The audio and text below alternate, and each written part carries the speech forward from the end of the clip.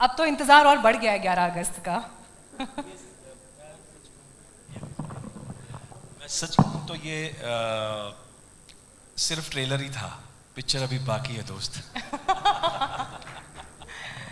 उत्कर्ष, जब हमने आपको पहली फिल्म में देखा था तब से अब तक तो गंगा जी में बहुत पानी बह गया। हाँ जी। बच्चा जवान हो गया। हाँ जी, अभी तक यही सवाल पूछ रहे हैं। अब 22 साल गुजर गए हैं, थोड़ी तो जवानी आएगी ना। हमारी आंखों में तो वही इमेज बसी हुई थी, लेकिन अब गदर 2 से मुझे लगता है सब कुछ बदलने वाला है दर्शकों के मन में। जो पहली इमेज थी और उसके बाद जो अब किरदार दिखाई देगा। जी, दिल से जीते वही है। आज भी वो अपने पेरेंट्स से उतना ही प्यार करता है, अपनी माँ के लिए उतना ही प्रोटेक्टिव है। जब वो औरत इनके जेवर लेने की कोशिश करती है, इनका मंगलसूत्र लेने की कोशिश करती है, तो वो बीच में आ जाता है उनके एंड बचाने की कोशिश करता है, चाहे घायल है। तो उसने वो पूरा दौर भी देखा है, जब वो पाकिस्तान चला गया अपने पिताजी के साथ अपनी माँ को लेने। तो उसने नफ़रतें देखी हैं, उसने बहुत कुछ सीखा है उस दौर में, और फिर वो लौटा है अपने पिता को एक इतना बड़ा हीरो देख के। तो दिल से तो वो वही है, आज भी माता पिता की उतनी ही सेवा और सम्मान करता है, और देश का भी उतना ही बड़ा भक्त है। बट अब क्या है, 21-22 साल का है, थोड़ी बहुत जवानी आ रही है, थोड़ी बहुत शैतानियाँ आ रही हैं, थोड़ा बहुत पेरेंट्स के चंगुल से भी निकलने की कोशिश करता है, पर अभी उतना आता नहीं। तो थोड़ी मस्ती भी है इस किरदार में, बट वो आप फिल्म में देखिएगा। अच्छा, एक चीज़ में मुझे अभी आप बात कर रहे थे तो ध्यान आया, जब हमने गदर 1 देखी थी तो उसमें जीत का एक एक्सप्रेशन होता था जिसमें उसकी आईज पर क्लोजअप होता था, और वो आईज हमेशा ऐसे वाली होती थी, इस तरह से जी। और कुछ कुछ वैसा ही मुझे अभी जो हमने ट्रेलर देखा जी, उसमें भी दिखाई दे रहा है। Was it planned or is it the natural instinct? जी, जो पहली गदर है उसमें एक्चुअली ये सब विटनेस हैं, वो हमारा 72 आवर का कंटिन्यूस नाइट शेड्यूल था। मेरी पहली शूटिंग थी लाइफ की। पापा ने खड़ा कर दिया, इधर अमरीश जी अपने डायलॉग बोल रहे हैं, इधर पीछे सनी सर बोल रहे हैं, मैं अमीशा जी के सामने खड़ा हूँ, और मेरी पलकें तो झपक रही थी। फिर अचानक एक छटाक करके थप्पड़ पड़ा, तो मैं ऐसे पीछे मुड़ के देखा, सनी सर का तो नहीं पड़ा। फिर सामने देखा, अमरीश जी का तो नहीं पड़ा। फिर देखा पापा खड़े हैं। पापा मुझे बोलते हैं, सब एक्टर्स यहाँ मेहनत कर रहे हैं ना, तुम्हें भी करना हो। तो शायद क्रोध उस बात का था कि I have to tell you a very funny experience with Utkarsh actually. जो उत्कर्ष का पहला शॉट था 22 साल पहले, 23 साल पहले, तो वो आके माँ को आके एकदम किस कर लेता है। That was his first shot. वैसे ही ये बेचारा इतना नर्वस था, इतना क्यूट सा छोटा सा बच्चा, और पूरा माहौल बना था। 300 जूनियर आर्टिस्ट, फाइटर, सनी जी, अमरीश जी, विवेक शौक जी, सब लोग, और अनिल जी माइक पे लेते और जोर से, अरे तू भी क्या अपने आप को खुशनसीब समझेगा, पहला शॉट तूने अमीशा पटेल को किस किया। Everyone just looked and was so embarrassed, and I think बेचारा उत्कर्ष must have been scandalized कि अपने पापा ने उनको पहले दिन ही embarrass कर दिया सेट पे। And I said, Anil ji आप क्या बोल रहे हो, मेरा बेटा है, you know, don't embarrass him। पहले दिन से ही रैगिंग शुरू हो गई थी। पहले दिन से, और अब तक चल रही है। सिमरन, आपकी रैगिंग तो नहीं हुई है? सब माहौल ठीक ठाक था, सब अच्छे से हुआ, या फिर प्रैंक्स होते थे सेट पर सीनियर्स के जरिए? पहला तो सारिया सत श्री अकाल। और बात रही रैगिंग की, तो ऐसा कुछ भी नहीं हुआ मेरे साथ, क्योंकि नई नई लड़की आई है तो सब यही थे कि पहले इसको कंफर्टेबल कर दे, फिर बाद में सबसे ज़्यादा मस्ती मैं ही करती थी एक्चुअली सेट पे, तो ऐसा कुछ नहीं हुआ।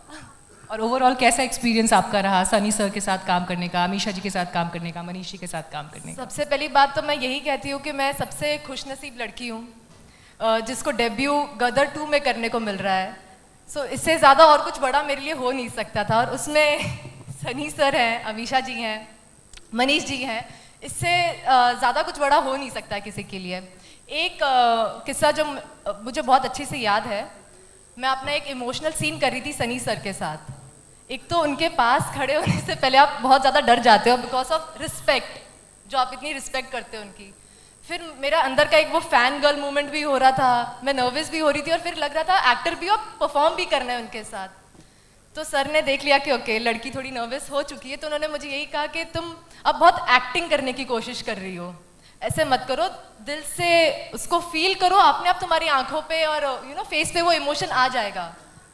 जब सर ने इतनी सी बात बोली, मुझे इतना कॉन्फिडेंस आ गया, एंड उसके बाद फिर हमने सीन कर लिया। तो आई थिंक मैं बहुत लकी हूँ कि मुझे पहली मूवी में उनके साथ काम करने मिला है। और गदर 1 जब आई थी जी, उस टाइम आप कौन सी क्लास में थी?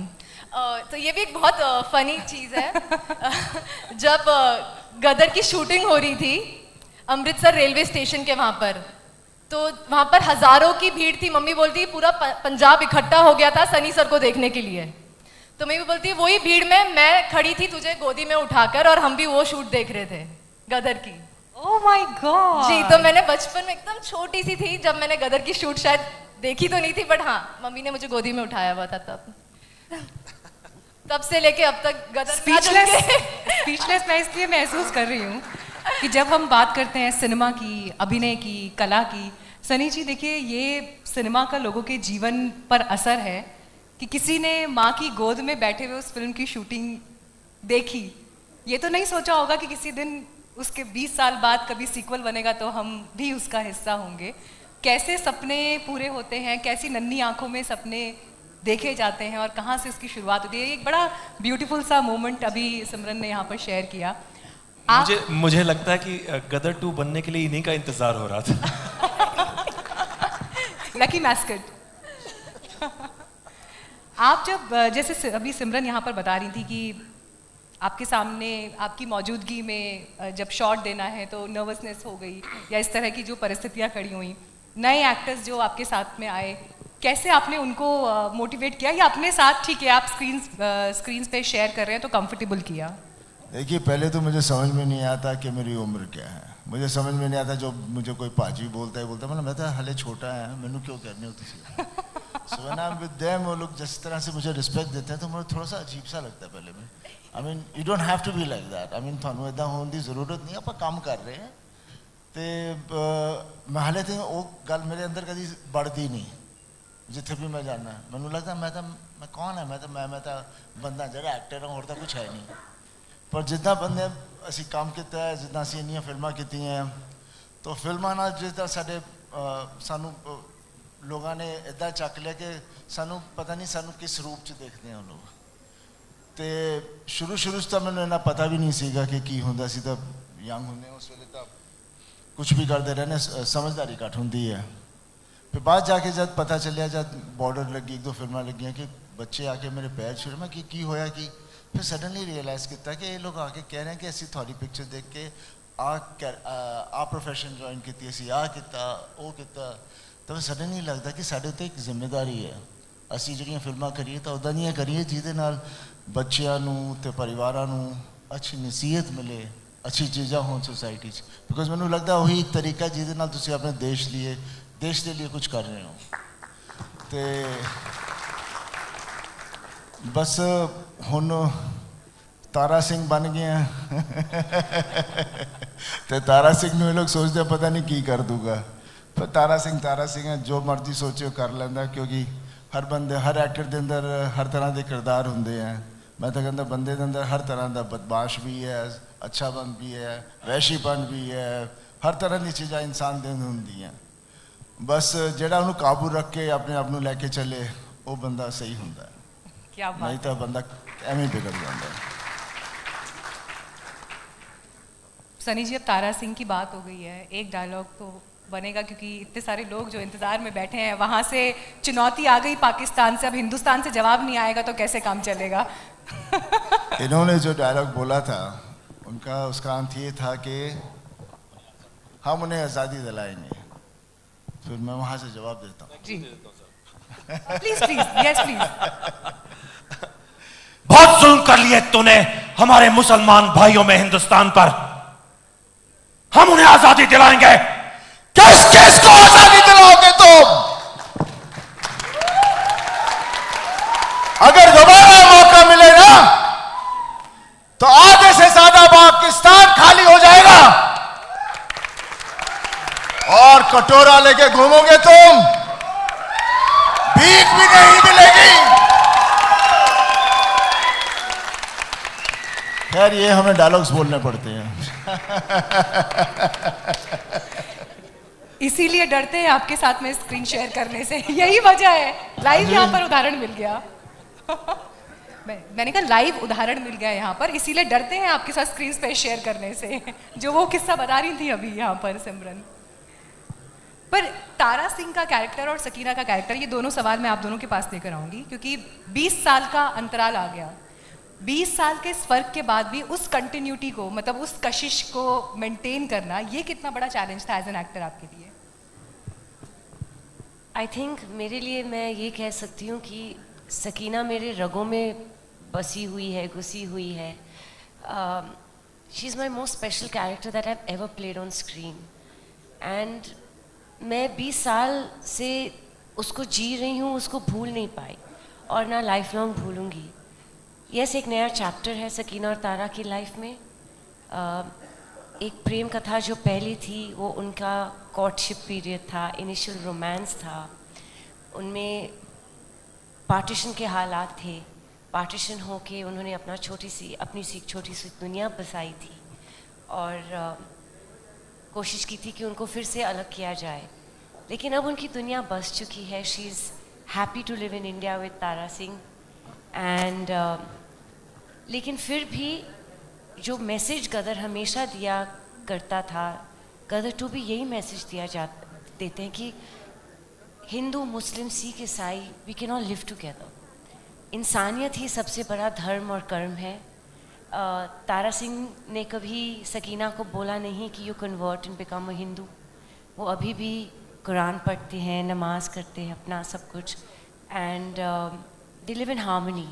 एक मैच्योरिटी आ गई सकीना में, she is also grown, she is seasoned, and लेकिन प्यार उन दोनों में, तो जुनून है एक दूसरे के लिए, जो एक दूसरे की जान है।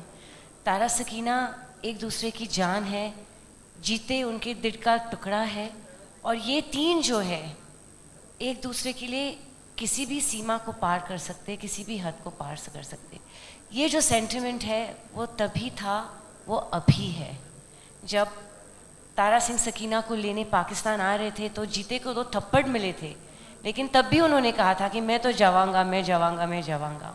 और अभी भी वो अपने माँ के लिए कुछ भी कर सकते हैं। थप्पड़ तो अभी भी उनको तारा सिंह से ही पड़ते हैं और माँ को प्यार करना पड़ता है उनको। तो ये फैमिली बॉन्ड जो है, it's only grown and it's still become a very more beautiful family. Wow. अब 11 अगस्त को जो है इसके दीदार होंगे पूरी फिल्म के, लेकिन सकीना का भी एक डायलॉग जो है वो हम ज़रूर चाहेंगे कि ऑडियंस के बीच में आए। कौन सा वाला डायलॉग चाहोगे? जो आपका पसंदीदा डायलॉग। गदर 1 का डायलॉग था जहाँ अशरफ अली जी, हमारे पिताजी, बोलते हैं कि तुम खत नहीं लिखोगे, नहीं जाओगे पाकिस्तान, हिंदुस्तान, कुछ नहीं। सो मैं कहती हूँ कि ठीक है अब्बा जान, हम खत नहीं लिखेंगे, हम फ़ोन नहीं करेंगे, अब हम उनका इंतज़ार करेंगे, सिर्फ इंतज़ार, क्योंकि हम जानते हैं कि आज नहीं तो कल वो हमें लेने ज़रूर आएंगे, ज़रूर आएंगे। बहुत खूब।